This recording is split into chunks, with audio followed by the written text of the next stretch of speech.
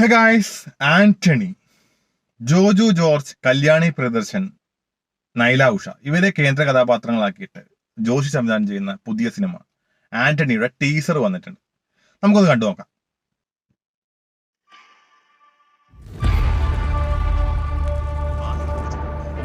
ആദിയിൽ വചനമുണ്ടായിരുന്നു. വചനം ദൈവത്തോടു കൂടിയായിരുന്നു. വചനം ദൈവമായിരുന്നു.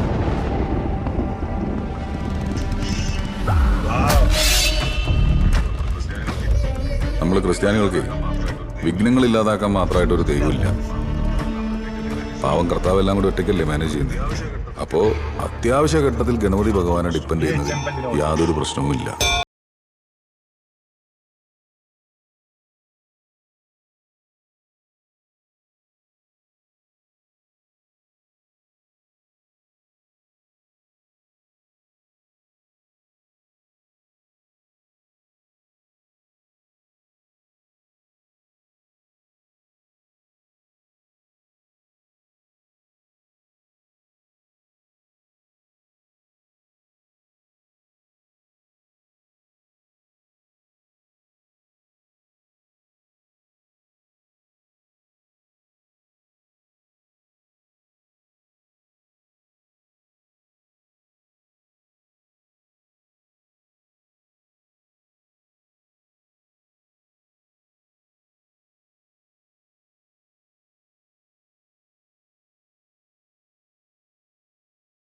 അടിപൊളി ട്രെയിലർ, ഒരു കിഡിലൻ ട്രെയിലർ തന്നെയായിരുന്നു.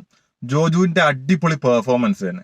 കാരണം എനിക്ക് ജോജു എന്ന് പറഞ്ഞ ആക്ടറിന് ഏറ്റവും വലിയൊരു ട്രാൻസ്ഫോർമേഷൻ വന്നൊരു സിനിമ, ഒരു വലിയൊരു ചേഞ്ച് വന്നൊരു സിനിമ എന്ന് പറഞ്ഞു കഴിഞ്ഞാൽ ജോസഫ്. ആ ഒരു സിനിമ കിട്ടിയ ഒരു ഒരു ത്രില്ല്, അദ്ദേഹത്തിന്റെ അതിനകത്തിന്റെ പെർഫോമൻസ്, ആ ഒരു സിനിമ നോർമൽ ഒരു ഒരു ക്രൈം ത്രില്ലർ ആ ലെവലിലേക്ക് വരേണ്ടിയിരുന്ന സിനിമയെ വേറെ ലെവലിൽ എത്തിക്കാൻ അദ്ദേഹത്തിന് സാധിച്ചിട്ടുണ്ടെന്നുള്ളതാണ്. പിന്നെ അതേപോലെ Porinju Mariam Joseph, same Joshiy, Joju George, പിന്നെ ചെമ്പൻ വിനോദ്, നൈല ഉഷ, ഇവരുടെ അതേ കൂട്ടുകെട്ടിൽ തന്നെയാണ് വീണ്ടും വരുന്നത്. കാര്യം ആ ഒരു സിനിമയും കിഡിലൻ സിനിമയായിരുന്നു. അതിന് എനിക്ക് തോന്നുന്നു ജോഷി സാറ് 90s നമുക്കറിയാം മമ്മൂക്കെ വെച്ചും സുരേഷ് ഗോപി ഒക്കെ വെച്ച് ഒരുപാട് സിനിമകൾ ചെയ്തിട്ടുണ്ട്.